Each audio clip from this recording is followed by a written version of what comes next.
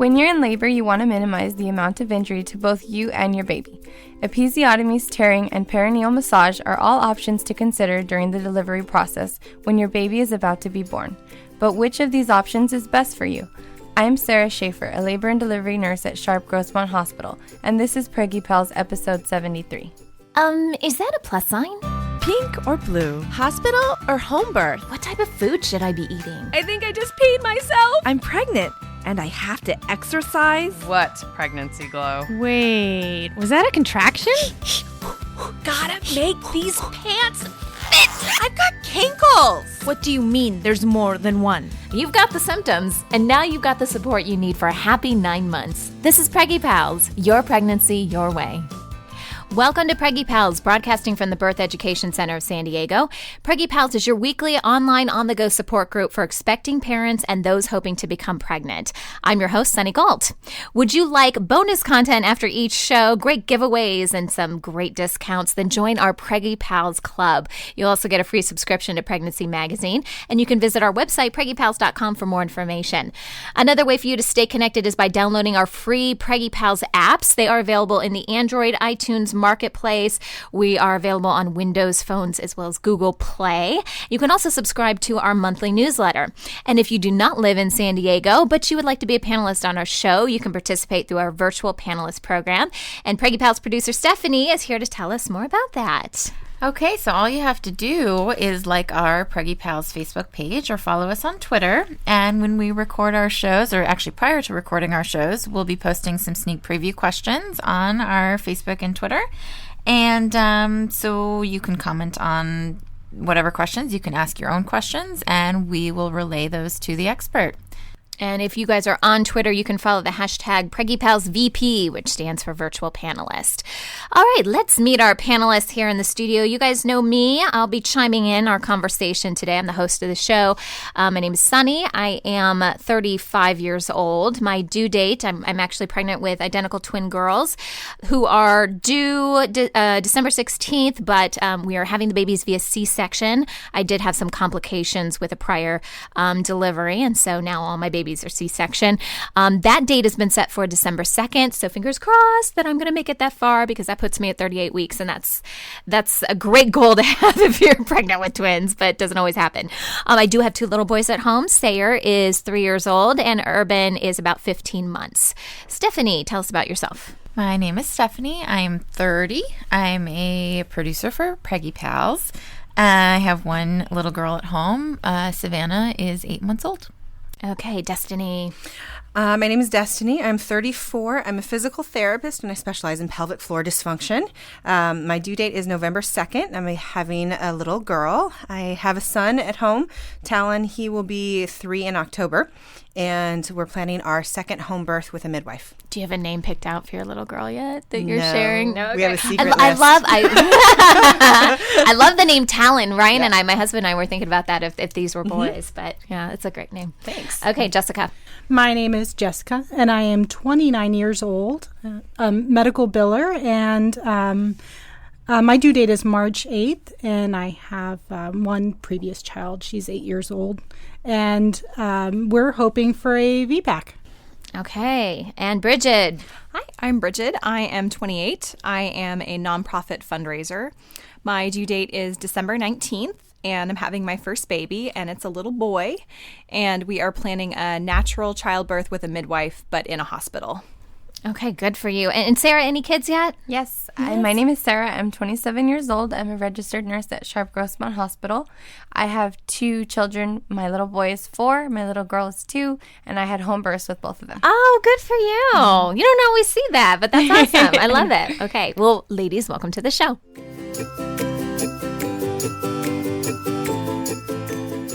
All right, before we kick off today's show, we have a special interview for all of our Preggy Pals listeners. Exa Higgins is joining us, and Exa is the founder of MommyCon. MommyCon is a fairly new conference that, people are just going to this thing from all over the place. They have different locations that they hold this conference in, and the focus is on natural and organic parenting methods. So Exa is here to tell us a little bit more about it. Yeah, so MommyCon is a day of education, inspiration, and community building that we bring to cities across the United States. One of our upcoming events is going to be in Los Angeles, California on October 6th. And we're actually looking to set the baby wearing world record at the event with over 1,500 parents in attendance, all wearing their babies. Okay. So you mentioned the LA event, and this is a pretty big event for you guys, because is it one of the largest venues you guys have been at in the past? It is, yes. We're really hoping to set this record with 1,500 plus people in attendance. Our last event in Philadelphia had over 500 people at it, and they just keep kind of getting bigger and, better. We love sharing all the knowledge that we've learned as parents and bringing our experts, to the events to then speak on everything from birth to breastfeeding to baby wearing, cloth diapering, car seat safety, and everything in between. So it's definitely going to be big in LA. Yeah, well, we're excited for it because I know that we're going to go out to that event as well. And if our listeners want to participate, want to get involved with the LA event, how can they do that? Yes, they can find us on Facebook. We're MommyCon USA if you need to type it into your browser. And then our website is mommy-con.com. Yeah, and the tickets are really reasonable. This isn't something, as far as the price is concerned, it's not something that's going to, you got to choose between diapers or going to the conference. Oh, yeah, and we even have a free option. So if parents just want to come out and attend the event, set the world record, it's absolutely free. Otherwise, we have general admission starting at $25. That's great. And I know not all of our listeners are from Southern California. So you do have these conferences in other cities. So how can people learn about those other opportunities? Yeah. Visit our website, type MommyCon, MommyCon, into Google. Visit our website at mommy-con.com. Go on, find our community on Facebook of over 18,000 moms all coming together across the country. We're going to Portland in a couple weeks, Philadelphia, LA, Kansas City, Chicago, Austin, and everywhere in between. Love it. Love it. Okay. But if you are located in the Southern California area and you want to win 2 free tickets to the LA event, you can do that. We are actually doing a raffle copter giveaway with MommyCon. And all you need to do is go to our show website, go under the episodes section, go down to giveaways, and you can enter right there. So Exa, thank you so much for being part of our show today. Thank you. If you're planning a vaginal birth, you've probably heard a lot about episiotomies and tearing and how perineal massage can help stretch the area and minimize damage. Here to break down these options for you is Sarah Schaefer. She's a labor and delivery nurse at Sharp Grossmont Hospital. Welcome to Preggy Pals, Sarah. It's great to have you. Thank you. It's nice to be here. So let's talk first about perineal massage. And before the show got started, we were chatting a little bit about this. And you can do perineal massage on yourself throughout your pregnancy. But for the purposes of this conversation, we're focusing on it more for labor and delivery purposes. So, Sarah, tell us a little bit more about what's involved with that. Well, when you are pushing, the baby's head usually starts at a higher position, and as it comes down, we can usually kind of see what's going on down below because we're right there pushing with you. Mm-hmm. And perineal massage is when we can kind of use our fingers to kind of just help the baby, guide the baby's head and push against certain areas to create more space and allow the baby to come down a little bit further, because as it comes down a little further, it's that much closer to coming out. And there's sometimes we use mineral oils. Some doctors use just regular lubricant, but we use lots of it to make it nice and slippery. And we just kind of, push down on certain areas. However, you really need to be careful about not overdoing it as well, because when you're in labor for a long time or pushing for a long time, everything can get really swollen and moist, and sometimes that can actually cause more tears. So interesting. Fine balance. I have a question. Mm-hmm. At what point in the pushing process do you start doing that? I'm just thinking at the station of how far down the baby is. Mm-hmm. I mean, I know, yeah. At as the baby is lower. As they're lower. Mm-hmm. Definitely. Okay. Because nowadays, there's women who have epidurals and there's women who don't.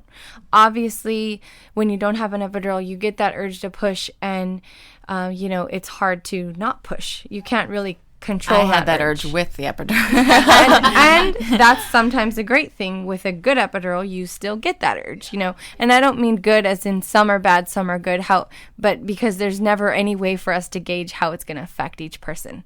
So a lot of this has to do with the person. Does the mom always know that you're doing it or no? Because I'm thinking back because I pushed, but I still ended up having an unplanned C-section. But I felt like she was elbow deep and like really. So was she possibly doing perineal massage and I just didn't know it? Possibly, yes. Because my problem was that my daughter was posterior, but she had her head back too, so that's why we ended up not being able to get her out that way.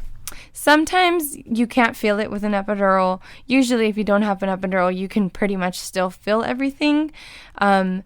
But we don't do it constantly. I would say that it's more as like a tool when you feel like the baby just needs a little more room, and you can feel what side the baby needs more room on. So you can kind of put your fingers there and use your fingers as a guide to kind of create more space so that way the head can come past that area where it's stuck. I think she must have been trying to do that. She had to, yeah. She probably where did her arm go? What's going on? I felt like that, seriously. We always joke that we like need a magic gloves trick to our elbows. Yeah. I was like, is she going to come out my mouth? What's going on? Now, is there ever a point where it's like patient guided for the mom who's pushing, if they do have full sensation or the epidural is not too overwhelming? Is there a point where you are guided by where she feels the pressure and where she feels the ring of fire or whatever? Or is that more involved with like counter pressure techniques? Well, or how's that differ? Can I give a personal experience sure. here? I know that with mine unmedicated natural birth, I could feel where I was burning. Right. And I was, my midwife told me, don't push against it because the burning is you trying to stretch and possibly going to tear in that area. And with my second one, just like an urge to put my finger there, I just like kind of moved things out of the way. I remember it very clearly. And they were amazed. They were like, oh, wow, you just pushed it out of the way and I didn't tear, However, it's hard because with an epidural, you don't always feel everything. And so sometimes you're pushing past that burning and you're not knowing it. And sometimes the epidural doesn't take away that burning. And so you're feeling the burning and it's happening, but you don't necessarily know what to do with it, And so, and the pressure that we apply helps to kind of keep everything intact. So the goal is to do a very slow, controlled at the end, that everything is very slow and controlled, and we can kind of support the area, support the perineum, support your labia, because a lot of women tear on their labia and not have a perineal tear. So, just to support everything with your fingers. And could it be patient guided? Possibly, but usually women don't want to get their hands down there and touch anything, or they don't know that they're allowed to. It's your body. You're allowed to do whatever you want. That's what we always try to remind people. It's your body, whatever you want, but most people don't do that. Can perineal massage be used in conjunction with having, I don't know if it would be needed if you had an episiotomy, because theoretically that should provide enough space, but right. Can it be used in conjunction with that, or tearing? Like if you start to tear a little bit, to prevent more tearing, would you ever go back in and still try to do some of that massage? It just depends. As long as you're not creating more damage, if you've already torn, you don't want to just push on that area where the tear occurred. Okay. But definitely, say you tore on, the upper right-hand side, and then, the doctor or the nurse can kind of push down on the bottom left to create some more space. Right. And kind of just use lubricant or use mineral oil to kind of massage, I guess, to create more space and kind of stretch everything down. Right. Okay, that makes sense. So let's focus now. Let's shift and talk about episiotomies. I know episiotomies kind of get a bad rap. So first of all, let's talk about what is involved in an episiotomy. We can kind of break down why that's a little bit controversial. An episiotomy is when the doctor, they're the only ones who are allowed to do it, would use scissors to actually cut usually it's a second degree, I would say, is the most common. You know, in a straight line to create more space for the baby to come out.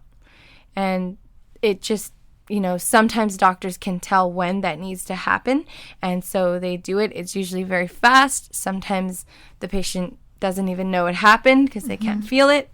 And I would say that, you know, sometimes it is needed in an urgent situation if the baby's not fitting or if there's a shoulder dystocia. And it's usually straight down. So, you know, where the baby's coming out and your perineum, it would go straight down. They try and stay away from the anus. Okay. It's very rare that a doctor would do what's called a medial lateral, meaning going more off to the side, kind of towards your thigh, you know, your left or right thigh. But I have seen that done, but it's very rare. Okay. So ladies here in the studio, when I say episiotomy, I mean, do you cringe, or what thoughts do you have of this? It seems like a lot of people try to avoid this. I think it's got a bad rap, and I'm just wondering what your personal opinions are on it. Well, I know it used to be really common. I know they used to, like, episiotomy and forceps was like, that was the way to go for a while. And my understanding of it is that the literature now no longer supports that episiotomy is beneficial and protective of the pelvic floor, and that oftentimes it can worsen the tearing and what happens. So that's my reaction. Can it, Sarah? Can it worsen a tear? Can episiotomy worsen a tear? I haven't personally seen that happen, but I think the thing about it is really asking your doctor, because there are quite a few doctors who just routinely do episiotomies. Yeah. And there's doctors that are a little more conservative and only do it when space is needed. And there's some doctors who would rather let you tear than do an episiotomy. That's a big controversy between the three options. Regardless of what their philosophy is, can you go in and say, listen, I don't care what you want. This is my body, and you're not doing an episiotomy. I don't care. Yes. And if a patient did that, then we as their nurse, we are a patient advocate. So we're responsible for knowing what's important to our patients and what's going to, you know, make their birthday a beautiful one.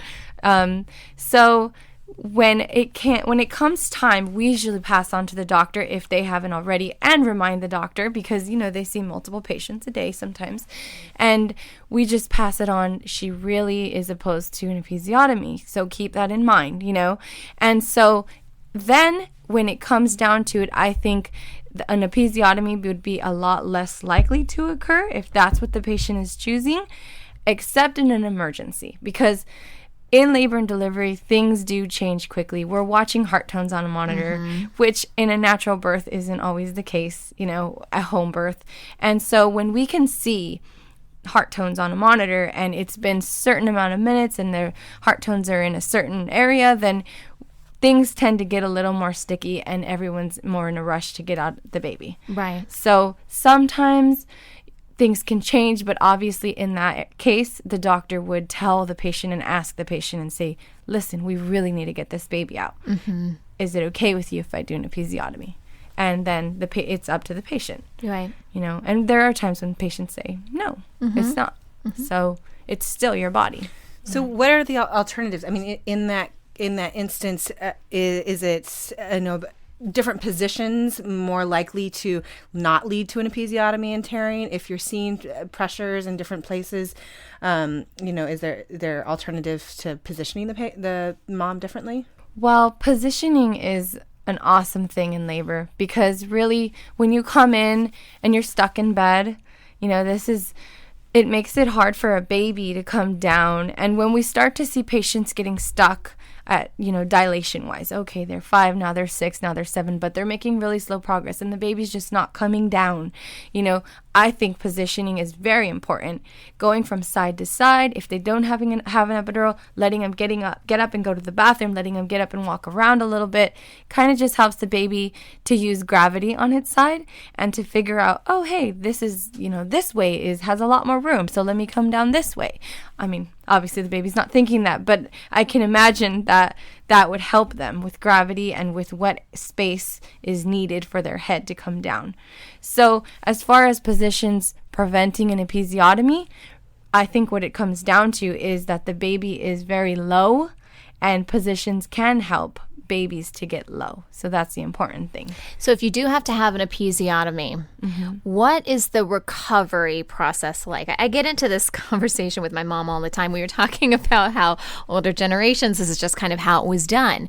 My mom is still insistent that episiotomies are better than tearing. My mom too. Yeah. I mean, she really, and she has some good points, because if you take a piece of paper, you know, and you rip it, you know, it's jagged, right? So if you're thinking about stitching something up, it could be harder, you know, to heal. It makes more sense if it's a straight line. It really does. And in my mind, it makes more sense.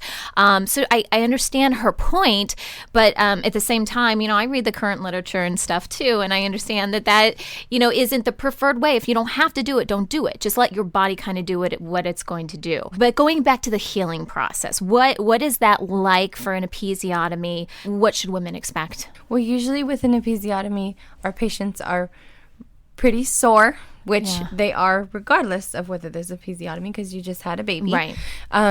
But they're a little bit more sore, and they have a lot more pain from that area.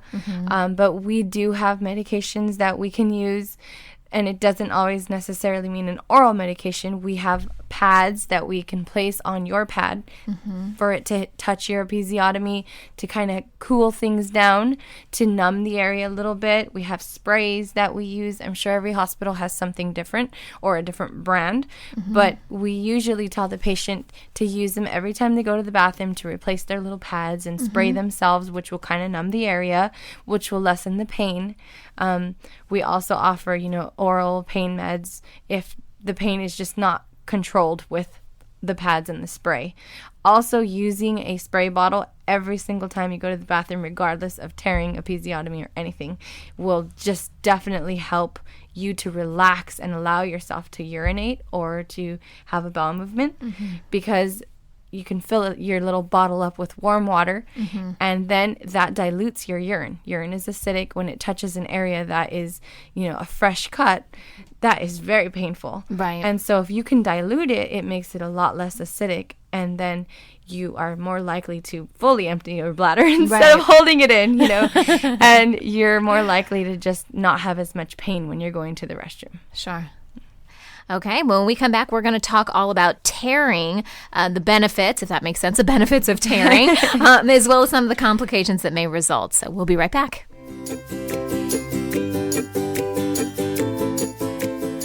Welcome back. Today we're discussing episiotomies, tearing, and perineal massage. Sarah Schaefer is our expert. She is a labor and delivery nurse at Sharp Grossmont Hospital. And so for the first half, we talked about episiotomies, we talked about perineal massage. Some of that may come back into our conversation, but let's focus mainly on tearing. So walk us through this a little bit, Sarah. When a woman tears during labor delivery, what's happening in the body? It's your body is stretching to fit a baby out, and it's usually stretching to the amount that it needs, not any more than that. So, you know, we usually see it right at the very end. Okay. Every once in a while we see it while a woman is pushing. We'll see a tear, you know, occur. But usually it comes out, it happens right at the very end as the head is coming out. Okay. Ladies here in the studio who have had babies before. Tearing, yes. Have you guys tore? Did you tear? And what was your experience, I guess? I had my son at home, so completely unmedicated. And I did have a small first-degree tear. And it was, again, right at the end. He came out with his hand right next to his chin, to his cheek. So that obviously made his head a little bit bigger. And I was shocked because I did not feel it at all. I think I had a really long labor, so everything was super stretchy, and I didn't have like the classic ring of fire. I didn't get any of that, and my pushing was relatively short for the length of time that I was in labor. But I was shocked when she told me that I had a small tear because I didn't feel any pain at all when he came out. So I think it was just a matter of he got his hand in the wrong place at the wrong time. He was posing for you with his he little was, hand and he still kind of does that. But yeah, and my recovery with it was really pretty easy. Yeah. Very, very simple, very quick. And I did the whole rinsing every time I went to the bathroom, and did the ice packs and everything. And it was relatively comfortable. experience. Okay. And Jessica, what about you? I had a C-section. You had a C-section, so it didn't apply. Did you go into labor at all? I did, but as soon as I got there on the way to the hospital, she did a flip.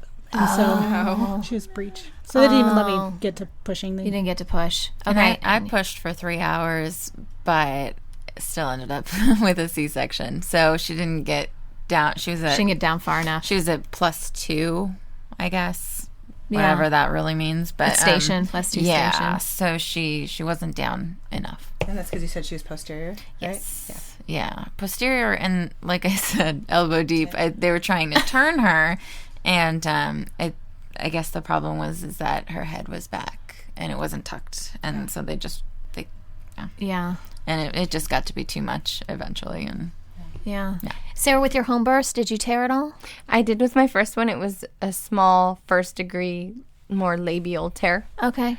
But it was very small, very minimal. And how long were you pushing? And I didn't feel it either. You didn't feel it? I only pushed for about 25 minutes with my first, and with my daughter, she came right out. Yeah. Maybe 3 pushes, yeah. And we had a lot of comments from our Preggy Pals VPs. So one, and this isn't meant to scare anybody either, but our friend Chelsea said that she did do perineal massage, and she still ended up with a 4th degree tear. And she said that it took about 11 weeks to recover and 2 applications of silver nitrate. And we had a couple of other various comments. A lot of them were like 2nd degree tears. And I know we'll go into this question next. Like, what are the degrees of the tears? What do they mean? So a 1st degree is when only the vaginal tissue is involved, which is just usually like what you can see. And then a 2nd degree, it goes more into the muscle. So when they cut an episiotomy, it's usually a 2nd degree because they need to create a little more space than just a 1st degree. Mm-hmm. So they're cutting, from your vagina down a little bit in actually cutting into the muscle. A 3rd degree would be involving the anal sphincter, and then a 4th degree actually involves your rectum, which basically means there's no wall in between. Oh my gosh. So now, but I've also heard of tearing up. Yes, you can tear. That's like a labial tear. Okay. Where you can tear up, and I believe that would still be considered a 1st degree, because I don't think any muscles are involved there. It's still just tissue. Oh, okay. Mm-hmm. But equally, or even more so, right? I feel like there's more nerve endings in that area. So, I mean, either way, regardless of the degree, stitches are involved, except for maybe a 1st degree that's just what we call like a skid mark. It's just, it's just like, some doctors do use the silver nitrate stick where it just kind of cauterizes it, stops bleeding, and kind of helps it heal. A lot of the times you don't need anything for a 1st degree, but for a 2nd degree would definitely involve sutures. Okay, yeah, one of our Facebook friends, Heather, said that she had a 1st degree, but she had 1 stitch, so. Mm-hmm. Yeah, so not too much. It's kind of the doctor's call and what they see, and if there's a lot of bleeding. If there's not a lot of bleeding from that area, then usually if it's not large, they'll let it heal on its own. But if there's a lot of bleeding coming from that area, or it's a larger tear, then they usually put in a stitch or 2. So I know every situation is different, and I don't want to try to categorize things too much, but I'm trying to get a visual or at least an understanding of what could prompt. It seems to me like 1st degree and 2nd degrees are most common. Is that fair to say, those tears? Okay. But when you get into 3rd degree and 4th degree, what are some circumstances that could result in that? Like how much of it does it have to do with our own body and the way our own body is made up versus a positioning of the baby or the force that the baby's coming out? Well, every woman is so different. Yeah. I mean, it does have to do with how stretchy things are down below. Yeah. How big the baby is. That can have a huge, difference between a woman who tore, a woman who needed an episiotomy. And the positioning, I don't know that really is a huge factor. I think it is more just having more of a slow ending to the birth and allowing the baby to come down and allowing enough pushing to occur without forcing the baby out yet, and just the end being very slow and controlled. Have you personally seen a 4th degree tear? I have. You have? Yes. And what prompted that? I think in that case, it was really fast. And the baby was coming out pretty fast. Oh, okay. And it was a very large baby. Like how big? Around? I think it was in the 10s. In the 10s. So fat. Okay, so your body had because you mentioned that your body being able to stretch. So would you say it's better, or again, maybe it's just a case by case, but is it better? Like Destiny said, she had a really long labor process. Does that naturally, if it takes longer for stuff to stretch out? Is that usually better than something going boom right through because your body hasn't had a chance to, or is it that fast, like ripping off a Band-Aid is usually better than well, what matters though is the station of the baby. So say you had a long labor and the baby's head was really high up most of it, then that really didn't do any stretching down below. Okay. But it's when the head gets lower and lower, the baby is gradually and subtly stretching you. And so when we're pushing with you at the end, we are trying to allow the baby to just kind of inch its way down and inch its way down. And a lot of women are like, why isn't the baby moving? Well, it is. It's coming down and then it's going back up in between. And that's okay because that stretches you. Yeah. And so it keeps doing that until it gets to this point where it's right under the pubic bone. And then eventually it comes out from under the pubic bone. So us as nurses are trying to time the delivery of the baby. If the doctor's not in the room, we're trying to get you to that point and then the doctor in the room to actually deliver the baby. Doesn't always work that way, but that's our goal. And so, when you're at that point where the baby is kind of pushing down and stretching you and then going back up and pushing down and stretching you, that's actually a really good thing because that is helping everything to be a little bit more slow and controlled and not just, your body is not just blasting the baby out. Right. And that was something that was really, that I could feel because I was unmedicated. I could feel when when it was too much and I could back off on the pushing. And then I could push a little bit more and I could kind of control that a little bit so that nothing got too intense too quickly. Right. Which was, it was really nice. And then I could support myself like you said that you did with your delivery. I could support myself where I needed to if I felt like it was too much. Right. So is it a long you want to push the baby out slowly, or is it the other part, before that, like the stage 1 labor where you're, slowly dilating? Is that the part that you want to be slower, or is it both? Well, it's the very end. Okay. It's not that you want to push the baby out slower while you're pushing, because some women push for hours, some women push for 5 minutes or less. It's more that at the very end, when the baby is crowning or the baby is stretching you to your fullest, that part needs to be very slow and controlled, because if there's a hand coming out with the head, the doctor can kind of assist and just push things where they need to be, and then the hand will fit perfectly without tearing. That is possible. Every woman is different. How much space there is so different on everyone and how much they stretch. But I feel that the baby being really low definitely helps your body to stretch and for there to be less tears and less episiotomies. So I know you ladies, some of you have already talked about this, not being able to feel the tear. You guys both had, Destiny and Sarah, you guys both had natural childbirths. So is that common, would you say? That I do, because there's pressure, common. It's the pressure. You've got so much pressure on you There's down so much there. going on. Yeah. That you don't feel Adrenaline it. and right. That urge to push is so strong. That is probably the strongest thing you'll ever feel in your life. So did you feel it afterwards though? Do you guys remember? Do you remember being like, oh yeah, that's tear? something? Yeah. Not until way after, because you've still got all these crazy hormones and endorphins going on, and I don't even remember being aware that I had any stitches or anything like that until much later, many hours later. Yeah. What about you, Sarah? A little bit, but not very much. Just like a little cut. Right. Yeah. Okay. Yeah. I had, with my first son, I had an epidural, so I didn't feel tearing. I had a 2nd-degree tear, which is pretty common. And I really wasn't sure what to expect after having a baby. I felt like that whole area was off limits no matter what for a while, So it was uncomfortable for me. I remember doing, and this is a question for you too, Sarah, the stuff that they have you do for tearing, as far as the witch hazel and the changing out of the pads and the warm water and everything. It's the same pretty much for episiotomies and tearing, right? Yes. So I remember doing all that and cleaning the area, but I really just felt like everything was so weird down there anyway. anyways.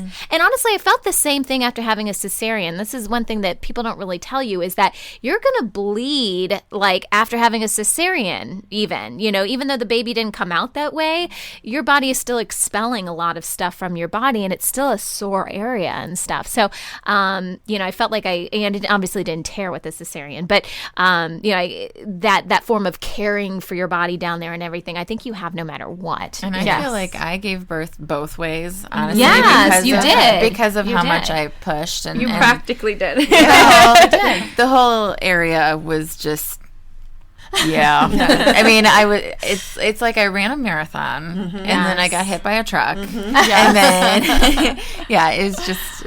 I think terrible. most women feel that way no matter which way, no matter how it ends up. Okay. But there's definitely swelling still. Oh, yeah. If you just have a C-section, is there swelling? Well, there's just a lot of stuff going on down there. Well, you still bleed. You still kind of have a period. I think there's still swelling. And there's still cramping because your uterus is trying to go back to its normal size. That's what I mean. I felt like, I didn't have the tear again, but it felt like I had a vaginal birth. And the other thing that's really weird too is the way, like, around your scar, it's obviously very fresh after you have a cesarean, your whole vaginal area bulges out. It's really weird. It's really do you remember swollen. having that? I asked the nurses, I was like, is this normal? Like, this is a deformity here. What's going on? Where's my, just didn't look the same. Wait, are you talking about your vaginal area or like above your pubic bone? Well, no, it's the vaginal area. It's like, it bulges out. Is it because of swelling and fluids and things I think so. that? And hormones and your uterus cramping. A lot of women get really swollen to a point where they're like, wow, this is not normal for me. Why are my labia so huge? That is very, very common. Oh my God, that was I just wasn't expecting that. I know, so weird. Like, you kind of expect that kind of stuff, I think, if you have a vaginal birth, but when you don't. But I didn't know if it was because but I your had situation pushed was different. I don't know. Well, rest assured, I did not push at all with my second. Didn't even go into labor. He wasn't even anywhere near coming out when they did the C-section. I still had all of that, so... Yeah, but anyways. All right. Well, thanks so much, Sarah, for joining us today. I thought this was a great conversation, very informative. So now we all know about episiotomies, tearing, and perineal massage. For more information about our expert as well as our panelists, you can visit the episode page on our website. This conversation continues for members of the Preggy Pals Club. After the show, we'll discuss how episiotomies and tearing can impact future pregnancies and even births. To join our club, visit our website, preggypals.com. We have a comment from one of our listeners. This comes from Kara Johnson. And Kara writes, Sunny, I've been listening to Preggy Pals since before I was pregnant. I am now 28 weeks with our first child. And I just wanted to say a huge belated congrats on your pregnancy with twin girls. So exciting. My hubby and I don't know what we're having and are excited for the surprise. Upon becoming pregnant, I downloaded all the pregnancy podcasts I could find, and yours is the only one I still listen to. It's by far the most interesting and helpful. Thanks for a great podcast, and I hope you're having a good pregnancy so far. Kara, that is so sweet. I love getting email from listeners. So you guys, thank you so much. Kara, congrats on your pregnancy. And I hope you and your husband get everything you want. And it's a really exciting time for everyone, right? Thanks so much for writing in. That wraps up our show for today. We appreciate you listening to Preggy Pals. Don't forget to check out our sister shows, Parent Savers, for parents with newborns, infants, and toddlers, and our show, The Boob Group, for moms who breastfeed their babies. This is Preggy Pals, your pregnancy your way. This has been a New Mommy Media production. The information and material contained in this episode are presented for educational purposes only. Statements and opinions expressed in this episode are not necessarily those of New Mommy Media and should not be considered facts. While such information and materials are believed to be accurate, it is not intended to replace or substitute for professional medical advice or care, and should not be used for diagnosing or treating healthcare problem or disease or prescribing any medication. If you have questions or concerns regarding your physical or mental health or the health of your baby, please seek assistance from a qualified healthcare provider. Hey mamas, Don't forget to check out Mighty Moms. It's our online community built for new moms just like you. Not only can you connect with other moms, but you can also join us backstage for special mom-only online events. And you'll also be notified when we're recording so you can join us as a special guest. Visit our website, newmommymedia.com, and click on the Mighty Moms banner. It's free. That's newmommymedia.com. See you there.